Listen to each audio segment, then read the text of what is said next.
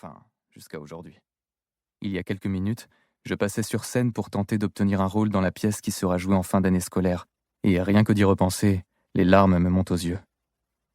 Devant tous ces spectateurs assis dans l'obscurité, j'ai soudain eu conscience de leur attention braquée sur moi. Je me suis vu à travers leurs yeux. Mes cheveux mal peignés, l'acné qui marque encore mes joues, mon t-shirt 3 fois trop grand sur mon jean mal ajusté. Le Nathanael Adams que tout le monde voit. Un gamin bizarre, sans amis et sans allure. Et là, je suis resté paralysé. Pendant une poignée de secondes, pas un mot n'est sorti de ma bouche. J'ai fini par déclamer l'extrait que j'avais préparé, mais le mal était fait. J'aiderai avec la pièce, mais dans les coulisses, parce que, de toute évidence, je ne suis pas aussi bon que je le croyais. Tête basse, le nez sur mes vieilles baskets et mon sac suspendu à une épaule, je longe la route vers le parc d'Audubon. C'est là, à l'orée des arbres, qu'on habite depuis quelques mois, mes parents, mes 2 petites sœurs jumelles et moi. Je pourrais ajouter mon grand-père à la liste. Il est si souvent chez nous qu'il vit presque dans la maison, et ce n'est pas moi qui vais m'en plaindre. Je l'adore, mon grand-père. C'est à lui que je vais annoncer mon échec en premier. Il saura trouver les mots pour me réconforter, j'en suis persuadé.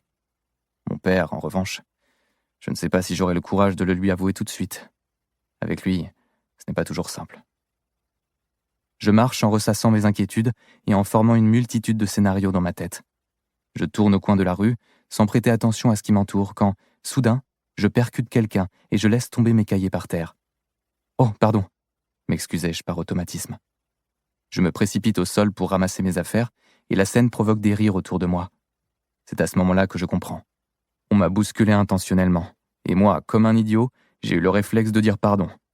Je rassemble les feuilles éparpillées sur le trottoir sans oser lever les yeux, mais je n'ai même pas terminé que quelqu'un donne un grand coup de pied dedans et l'ensemble part voler à quelques pas de là. « Fallait faire attention !»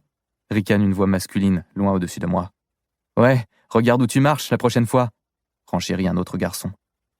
Tout à coup, mes paupières me brûlent, ma gorge se serre et un goût de bile acide inonde ma bouche. « C'est quoi ce truc de vieux ?» Toujours au sol, je vois une paire de baskets se rapprocher de mes affaires. Là, parmi les manuels et les feuilles volantes, j'aperçois mon Walkman. La pile a dû être éjectée par l'impact, mais ce n'est pas ça qui m'inquiète. L'inconnu ramasse l'appareil et le soupèse avant de l'envoyer à l'un de ses amis. Il rigole en me demandant pourquoi j'ai un baladeur des années 90 sur moi. Je me mords l'intérieur de la lèvre pour me retenir de pleurer. Autour de moi, les 4 garçons se passent mon Walkman comme s'il s'agissait d'une balle. Je me relève et j'essaie de l'attraper au vol, mais il atterrit entre les mains d'une personne que je reconnais. Xander Ackerman. Il évite de me regarder, et son sourire n'est que la pâle copie de ceux que ses copains affichent. J'attends qu'il se tourne vers moi pour le convaincre de me rendre mon baladeur, mais il demeure focalisé sur ses amis, qui l'encouragent à continuer leur petit jeu cruel. Fut un temps, c'était moi, son ami. Mais les années passent, et les liens que l'on tisse avec les gens se font et se défont.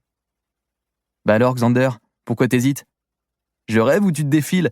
Ils se dégonflent, on les reconnaît bien, ceux qui débarquent du collège. » Xander croise enfin mon regard, et je saisis l'occasion. « Rends-le-moi, s'il te plaît, » dis-je doucement. Ça a pour seul effet de le décider à obéir à ses copains. Il s'apprête à lancer le Walkman, mais il est soudain interrompu par un projectile qui le percute en plein visage. Sous le choc, il laisse tomber mon appareil, qui s'écrase au sol en même temps que l'objet volant non identifié.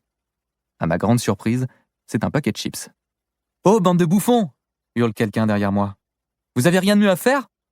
Je pivote pour découvrir une fille à la peau brune et aux longs cheveux noirs, en crop top, mini-jupe en jean et col en résille. Elle descend ses immenses lunettes de soleil sur son nez pour dévisager mes agresseurs avec une nonchalance qui m'impressionne. « Retourne manger du riz au lieu de faire chier la chinoise !» rétorque celui qui semble être le plus âgé de leur bande. « Oh là là, Scott Kazay, quelle originalité !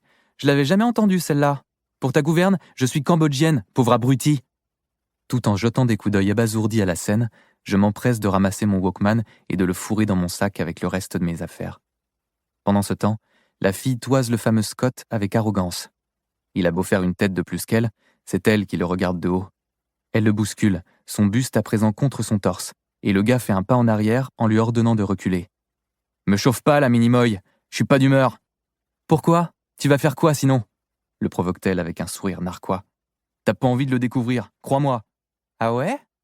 Et avant qu'il ait eu le temps de répondre, elle enfonce son genou entre ses jambes. Pour continuer à écouter ce livre audio gratuitement, cliquez sur le lien dans la description et vous pourrez l'écouter en entier sans frais grâce à l'essai de 30 jours d'Audible.